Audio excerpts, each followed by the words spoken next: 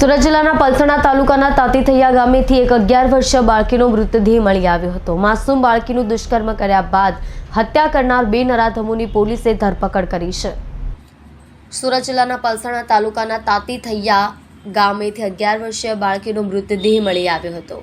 5 દિવસ અગાઉ બાળકી પોતાના ફળિયામાંથી ગુમ થઈ હતી। બાળકીનું દુષ્કર્મ કર્યા બાદ હત્યા કરનાર બે નરાધમોની પોલીસે ધરપકડ કરી લીધી છે। બાળકી રહે એ જ સોસાયટીમાં રહેતા બે યુવાનોએ કૃત્ય કર્યાનું બહાર આવ્યું છે। પલસાણા તાલુકાના તાતીથૈયા ગામે શિવદર્શન સોસાયટીમાં રહેતી 11 વર્ષીય બાળકી ગત સોમવારના રોજ પોતાના ફળિયામાં રમી રહી હતી। દરમિયાન મોડી સાંજ સુધી બાળકી જોવા નહીં મળતા પરિવારજનોએ કડોદરા પોલીસમાં જાણ કરી હતી।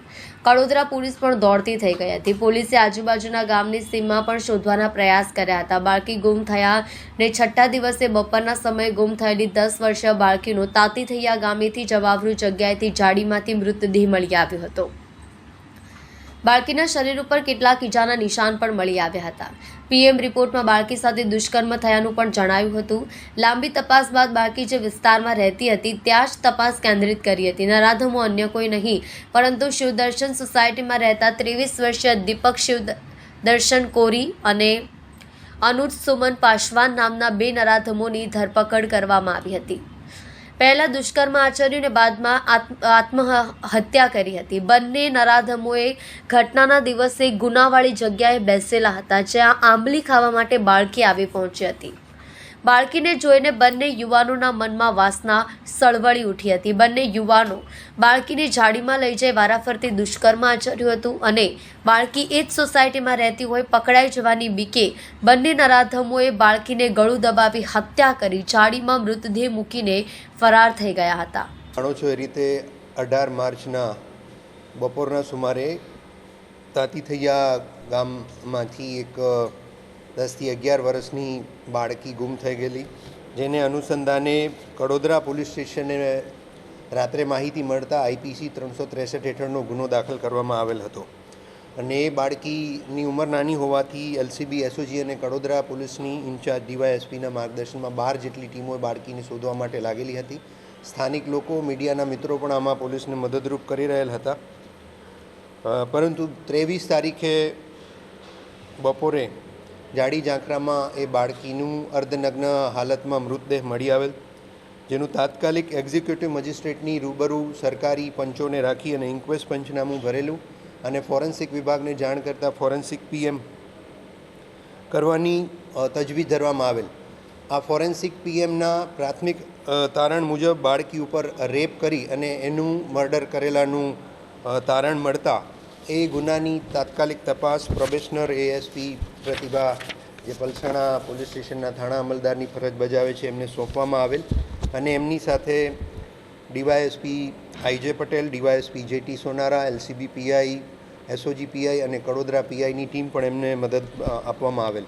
આ ખૂબ જ પ્રકારનું જધન્ય અને ગંભીર અપરાધ હોવાથી જિલ્લાની 15થી વધુ ટીમોએ સમગ્ર વિસ્તારમાં CCTV, technical, non technical, human intelligence તમામ પ્રકારે પ્રયત્ન કરી અને 600થી વધુ ઘરોનું સર્ચ ઓપરેશન કર્યા પછી બે શકમંદ ઈસમો ને લાવી પૂછપરછ કરતા અને એમણે આ પ્રકારનું જધન્ય કૃત્ય કરેલાનું કબૂલ કરેલ છે, જેમાં આરોપી એક દીપક શિવદર્શન કોરી, જેની 23 વર્ષ ઉંમર છે, અહીં મજૂરીનું કામ કરે છે અને હાલ તાતીથૈયામાં એ જ શિવદર્શન સોસાયટીમાં મરણ જનાર બાળકીની જ બિલ્ડિંગમાં 39 નંબરના રૂમમાં રહે છે, જેનું મૂળ વતન રુસ્તમપુરા, રાયબરેલી, ઉત્તર પ્રદેશ છે।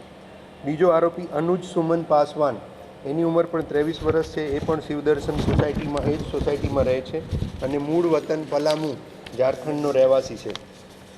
આ તમામ પ્રકારના મેડિકલ ફોરેન્સિક એવિડન્સ અને ઇન્ક્વેસ્ટને ધ્યાન પર રાખી અને પોલીસે આ ગુનામાં આઈપીસીની કલમ 363 હતી, એની સાથે 302, 376A, 376AB, 376DB, 376-2M, IPC 201 તથા prevention of children from sexual offence act પોક્સોની કલમ 4, 6 અને 10 મુજબનો ઉમેરો કરેલ છે। આ આરોપીઓમાંથી જે મુખ્ય આરોપી છે, બંને મુખ્ય આરોપી છે, એમાંનો એક દીપક જે 18 તારીખે મજૂરીએ ગયેલ ન હતો, જેની સવારની શિફ્ટ છે, અને બીજો આરોપી અનુજ પાસવાન, જેની નાઇટ શિફ્ટ છે, નાઇટ શિફ્ટ પૂરી કરી અને આવેલ હતો બપોરના સુમારે આ બંને આરોપીઓ એ જાડી ઝાંખરાવાળો જે વિસ્તાર છે ત્યાં છાયણામાં બેઠા હતા ત્યારે આ મરણ જનાર બાળકી મીઠી આંબલી ખાવા માટે રમતા રમતા ત્યાં જાય છે અને બંને આરોપીઓ આ બાળકીને એકડી ભાડી જતા દુષ્કર્મ કરવાના ઈરાદે બાળકીનું મોઢું દબાવી અને એને લઈ જઈ અને 3-4 એને થપ્પડ પણ મારે છે, જેથી બાળકી ડરી જાય છે. પછી બંને આરોપીઓએ વારંવાર રેપ કરી અને પોતાની ઓળખ પ્રસ્થાપિત ના થાય કે પોતે પકડાઈ ના જાય એના માટે આ બાળકીનું ગળું દબાવી, મોઢું અને નાક દબાવી અને એનું ખૂન કરી નાખે છે. આ બાબતે ડીજીપી ગુજરાત સાહેબનું પણ સતત માર્ગદર્શન મળી રહેલું છે. In charge range IGP Shri Wabang Zameer સાહેબના માર્ગદર્શનમાં તપાસ જે પ્રોબેશનર એએસપી કરી રહ્યા છે એની સાથે સાથે તપાસ માટે જે મદદ માટે એક ટીમની પણ રચના કરવામાં આવેલ છે, જેમાં ડીવાયએસપી સોનારા જે ઇન્ચાર્જ બારડોલી ડીવાયએસપી છે, એલસીબી પીઆઈ, એસઓજી પીઆઈ અને કડોદરા પીઆઈની પણ એમાં નિમણૂક કરવામાં આવેલી છે. શક્ય બને તેટલા ઝડપથી આ કેસમાં ચાર્જશીટ કરી લેવામાં આવે, તમામ પ્રકારના પુરાવા ભેગા કરવામાં આવે. સ્પેશિયલ પબ્લિક પ્રોસિક્યુટરની પણ ડિમાન્ડ અત્યારેથી કરવામાં આવેલ છે. એટલે ઝડપથી ચાર્જશીટ થાય, ઝડપથી કેસ ચાલે અને આ બંને ગુનેગારોને કડકમાં કડક સજા થાય એ પ્રકારની કાર્યવાહી સુરત રૂરલ પોલીસ કરી રહી છે.